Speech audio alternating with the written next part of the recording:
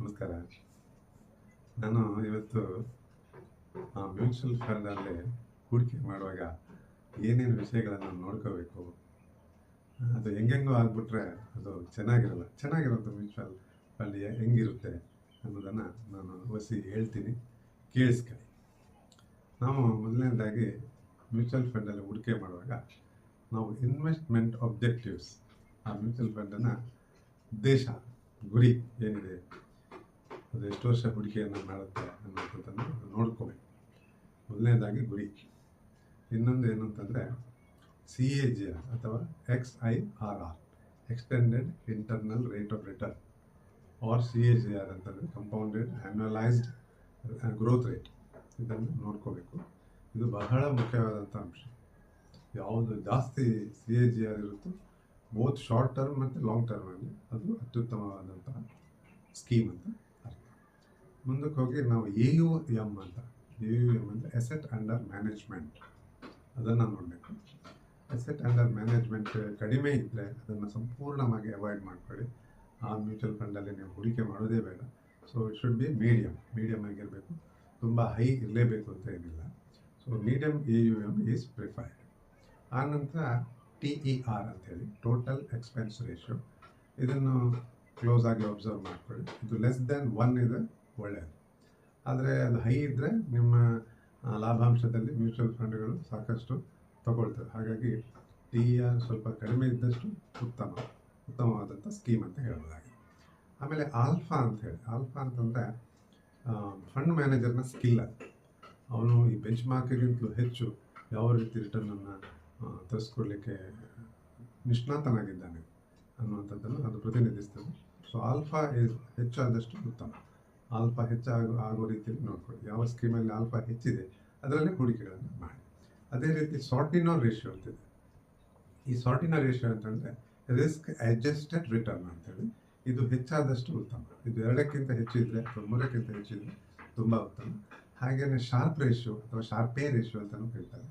ಇದು ಕೂಡ risk adjusted return. ಇದು ಕೂಡ 2ಕ್ಕಿಂತ ಹೆಚ್ಚು ಅಥವಾ 1ಕ್ಕಿಂತ ಹೆಚ್ಚಿದ್ರೆ ಉತ್ತಮ. ಸೊ ಅದಕ್ಕೆ ಕಡಿಮೆ ಇರುವಂಥದ್ದಲ್ಲಿ ಹೂಡಿಕೆಗಳನ್ನು ಮಾಡಲಿಕ್ಕೆ ಹೋಗಬೇಕು.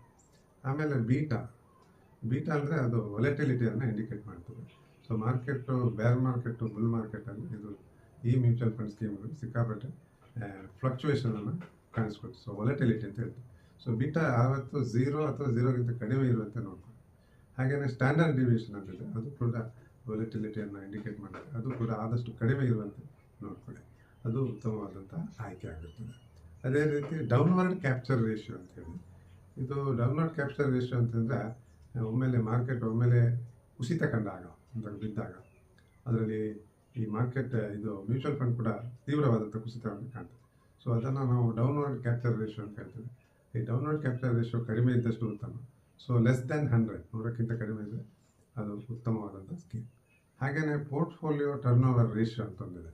ಇಲ್ಲಿ ಫಂಡ್ ಮ್ಯಾನೇಜರು ಸಿಕ್ಕಾಪಟ್ಟೆ ನಮ್ಮ ಈ ಶೇರ್ಗಳನ್ನು ತಗೊಳ್ಳೋದು, ಮಾರಾಟ ಮಾಡೋದು, ಇನ್ನೊಮ್ಮೆ ತಗೊಳ್ಳೋದು, ಮಾರಾಟ ಮಾಡೋದು, ಆ ಥರ ಮಾಡ್ತಾ ಇರ್ತಾರೆ. ಸೊ ಆ ರೀತಿ ಮಾಡೋದ್ರಿಂದ ತುಂಬ ಎಕ್ಸ್ಪೆನ್ಸಸ್ ಇರ್ತದೆ. So portfolio turn over ratio ಜಾಸ್ತಿ ಇದ್ದಷ್ಟು ಅದು ಸ್ಕೀಮ್ ಅಷ್ಟು ಚೆನ್ನಾಗಿಲ್ಲ ಅಂತ ನಿರ್ಧಾರ ಮಾಡೋದು. But it's not very important. ಅದು ನಾವು ಸೂಕ್ತವಾಗಿ ಗಮನಿಸಬೇಕು. ಸೊ ರಿಟರ್ನ್ ಚೆನ್ನಾಗಿದ್ದರೆ portfolio turn over ratio is not A very important indicator. ಆಮೇಲೆ ರೇಟಿಂಗ್ಸ್, ಬೇರೆ ರೇಟಿಂಗ್ ಏಜೆನ್ಸಿಗಳು ಲೈಕ್ ಕ್ರಿಸಿಲ್ ಅಥವಾ ವ್ಯಾಲ್ಯೂ ರಿಸರ್ಚ್ ಇಂಥ ರೇಟಿಂಗ್ ಏಜೆನ್ಸಿಗಳು ಈ ಮ್ಯೂಚುವಲ್ ಫಂಡ್ ಸ್ಕೀಮ್ಗಳಿಗೆ ರೇಟಿಂಗ್ ಕೊಟ್ಟಿರ್ತಾರೆ. 5 ಸ್ಟಾರ್, 4 ಸ್ಟಾರ್, 3 ಸ್ಟಾರ್ ಈ ಥರ ಎಲ್ಲ. ಸೊ ವೆಲ್ ರೇಟೆಡ್ ಸ್ಕೀಮ್ಸನ್ನು ನೀವು ಆಯ್ಕೆ ಮಾಡ್ಕೊಳ್ಳಿ. ಸೊ 2 ಸ್ಟಾರ್, 1 ಸ್ಟಾರ್ ಅದನ್ನು ಅವಾಯ್ಡ್ ಮಾಡ್ಬೋದು. ಮತ್ತು ಅನ್ರೇಟೆಡ್ ಇದ್ದರೂ ಅದನ್ನು ಸಂಪೂರ್ಣವಾಗಿ ಅವಾಯ್ಡ್ ಮಾಡ್ಬೋದು. So only rated mutual funds are very good. ಅದು ಅವರು ಇದನ್ನೆಲ್ಲ ಕನ್ಸಿಡರ್ ಮಾಡಿಕೊಂಡೇ ಅವರು ರೇಟಿಂಗ್ ಮಾಡಿರ್ತಾರೆ. ಸೊ ಈ ಫ್ಯಾಕ್ಟರ್ಸ್ಗಳನ್ನು, ಈಗ ನಾನು ಹೇಳಿರೋಂಥ ಎಲ್ಲ ಫ್ಯಾಕ್ಟರ್ಸ್ಗಳನ್ನು ನೋಡಿಕೊಂಡು ನೀವು ಮ್ಯೂಚುವಲ್ ಫಂಡಲ್ಲಿ ಇನ್ವೆಸ್ಟ್ಗಳನ್ನು ಮಾಡಿ. ಮತ್ತು ಈ ಫ್ಯಾಕ್ಟರ್ಗಳು ಅದನ್ನು ಸರಿಯಾಗಿ ಇಷ್ಟೇ ಬೇಕು ಅಂಥೇಳಿ ಇದು ಮಾಡಿಕೊಳ್ಳೋದು. So small deviation is okay, but ಅದನ್ನು ನೋಡಿಕೊಂಡು ಒಟ್ಟಿನಲ್ಲಿ CAGR ಚೆನ್ನಾಗಿರಬೇಕು. Both for short term and long term CAGR ಚೆನ್ನಾಗಿದ್ರೆ ಅದು ಉತ್ತಮವಾದಂಥ ಸ್ಕೀಮ್ ಅಂತೇಳಿ. ಹಾಗೆಯೇ ರೋಲಿಂಗ್ ರಿಟರ್ನ್ ಅಂತಿದೆ, ಅದನ್ನು ಕೂಡ ಉತ್ತಮವಾಗಿದ್ದರೆ ಅದು ಉತ್ತಮವಾದಂಥ ಸ್ಕೀಮ್ ಅಂತ ಅರ್ಥ. ಸೊ ಈ ಫ್ಯಾಕ್ಟರ್ಸನ್ನೆಲ್ಲ ನೋಡಿಕೊಂಡು ನೀವು ಹೂಡಿಕೆಗಳನ್ನು ಮಾಡಿ. So you will be the winner in mutual fund investment. Okay, thank you.